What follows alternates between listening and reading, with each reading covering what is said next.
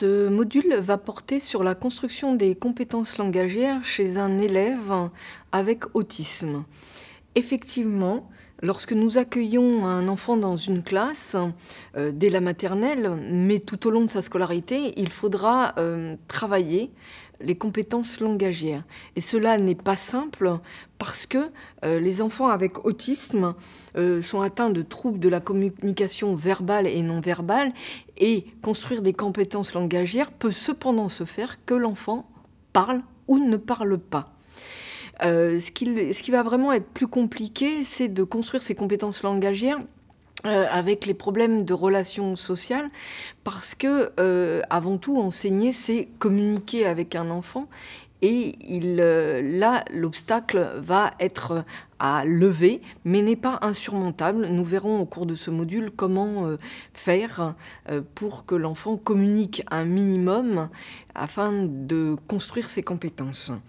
Et un point d'appui, le dernier, qui va être que souvent un enfant autiste a des centres d'intérêt restreints, mais la répétition n'est pas du tout...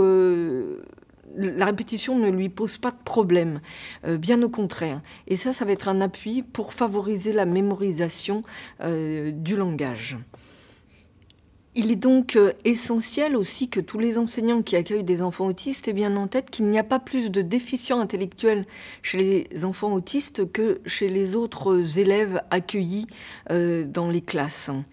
Et parfois même, on peut être surpris par la performance de ces élèves qui, ayant des centres d'intérêt très restreints, pour certains, deviennent de ce fait très performants dans ces centres-là. Alors, pour construire ces compétences langagières, nous allons voir une méthodologie très simple qui a été expérimentée dans des classes de maternelle et cette expérimentation a été poursuivie jusqu'au lycée professionnel. Elle a également été éprouvée dans des classes spécifiquement dédiées aux élèves autistes. Dans un premier temps, quand on construit le langage avec un enfant, ça se fait dans une boîte noire et on n'a pas tout à fait conscience de ce qui se passe. Mais la plupart du temps, quand un enfant voit un objet, il associe à cet objet un mot. On associe le signifiant au signifié et cela se fait de façon automatique.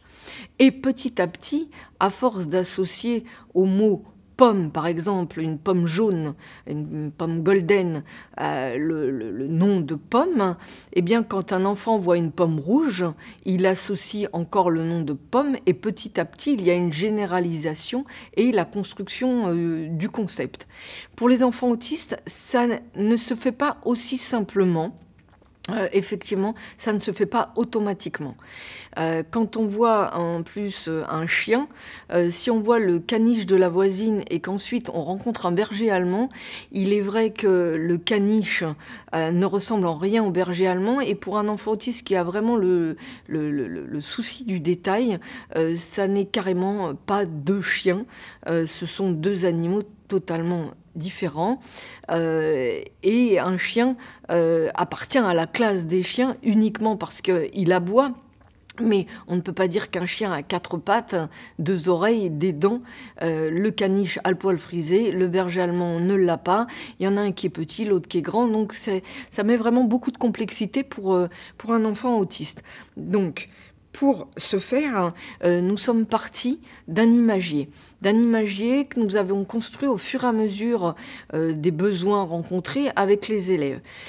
Cet imagier, il faut vraiment avoir 3 points de vigilance. C'est quel contenu va-t-on mettre, deuxièmement, comment va-t-on l'organiser, et troisièmement, quelles contraintes, quels points sur lesquels il faut porter toute son attention pour construire des compétences langagières structurées, utilisables par l'enfant dans n'importe quel contexte. Le contenu de cet imagier va reposer sur 4 axes. Le premier axe que nous avons travaillé, c'était les mots du quotidien. afin que l'enfant puisse se débrouiller dans le monde qui l'entoure, que ce soit le monde scolaire, mais également son monde plus familier. Nous avons donc travaillé le contenu de cet imagier avec les parents, mais au-delà des parents, avec les personnels de cantine, avec les enseignants qui accueillaient en inclusion ces enfants-là, pour qu'il y ait une harmonisation. C'est vraiment indispensable qu'il y ait une harmonisation du vocabulaire pour que l'enfant se sente rassuré. Un petit exemple, quand on dit à un enfant « mets ton anorak », si un autre adulte lui dit « mets ton manteau », on risque fort de perdre l'enfant en route. Donc quand il met un anorak, ça n'est pas un manteau, ça n'est pas un blouson, c'est un anorak. Voilà. Ensuite, nous avons travaillé dans un second temps les mots indispensables aux consignes scolaires, mais aussi aux consignes données à la maison. Puis, nous avons abordé les mots indispensables à l'enfant pour qu'il puisse faire ses demandes et ainsi être moins frustré. Parce que nous avions constaté que quand un enfant autiste qui venait de son environnement familial arrivait à l'école, il était souvent frustré et inquiet de ne pas pouvoir demander ce dont il avait besoin. Ce qui faisait qu'il partait dans des crises qui très rapidement ont pu être évitées quand nous avons donné des clés de communication aux enfants. Et puis, dans un dernier point, nous avons abordé tout ce qui était compétences langagières nécessaires à la compréhension des textes de lecture. Cet imagier, nous l'avons pensé au départ, quand nous avons commencé, en version papier. Et puis très rapidement, nous avons opté pour les tablettes numériques. Et dans un cas comme dans l'autre, nous avons travaillé sur l'organisation de cet imagier.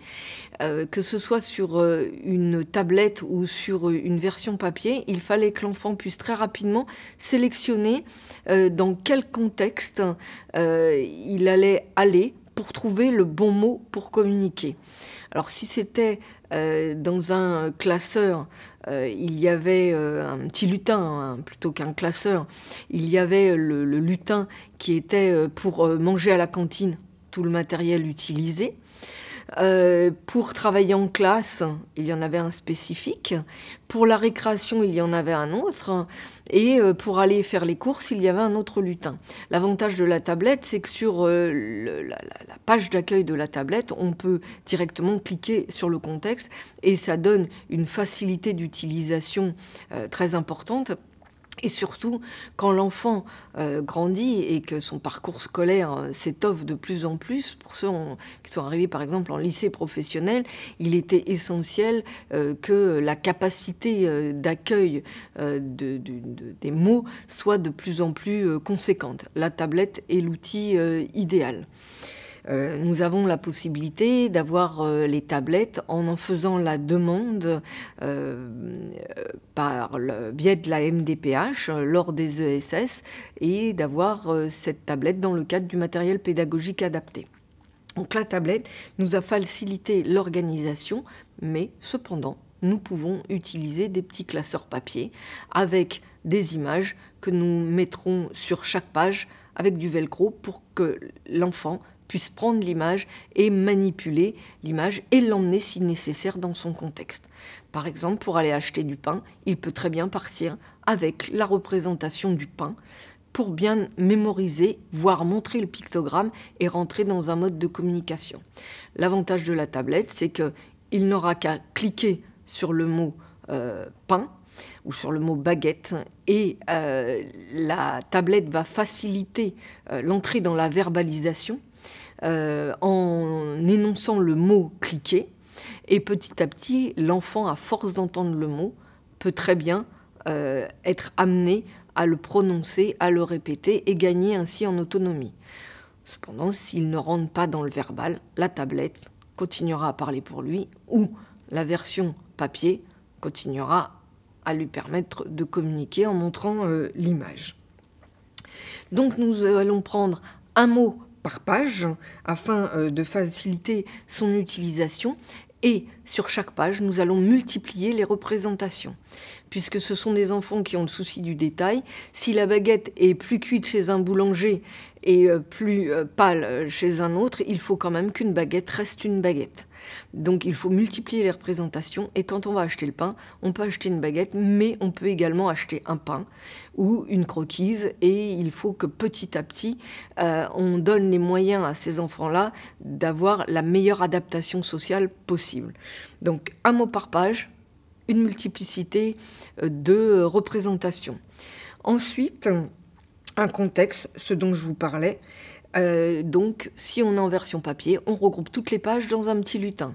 Si on est en version tablette, quand on clique sur l'icône course, ensuite on va avoir boulangerie, boucherie, on va avoir une déclinaison de tous les endroits où il est possible de faire des courses, et petit à petit, par ramification, on va arriver au mot juste. Mais ramification, mais qui se fait en réalité très très rapidement. Et le troisième point dans cet imagier, on ne va pas oublier de réinvestir les mots en phrases, parce que sinon, ça donne des enfants qui ont tendance à construire leur pensée avec une juxtaposition de mots. Or, la phrase a un sens et une juxtaposition de mots ne correspond pas forcément au sens qu'on veut donner à sa pensée. Donc, nous mettons en phrases et dans des phrases très variées. Nous réaborderons ultérieurement le problème de la conjugaison des verbes qui pose problème à certains enfants. Et le point essentiel pour construire cet imagier, et ça je le dis vraiment aux enseignants comme aux parents, c'est de ne pas se dire que ça va se faire rapidement. Parfois l'acquisition de certains mots, certains contextes, va prendre plusieurs mois. Il faut accepter de prendre son temps, ce qui va se faire automatiquement pour les enfants, entre guillemets, dits normaux, va prendre beaucoup de temps pour un enfant autiste, et parfois va s'accélérer d'une façon que nous n'aurions pas imaginée. Mais surtout, prendre du temps et ne pas se dire, au bout d'un mois, ça ne marche pas, je laisse tomber. Il faut insister. Et c'est comme ça que la construction va se faire avec ces enfants-là. Donc, en résumé, nous prenons du temps, nous multiplions les représentations, nous diversifions l'utilisation des mots, et la diversification est quelque chose de problématique pour ces enfants-là. Donc, avant de diversifier, bien stabiliser, puis diversifier, et puis ensuite, nous varions les contextes.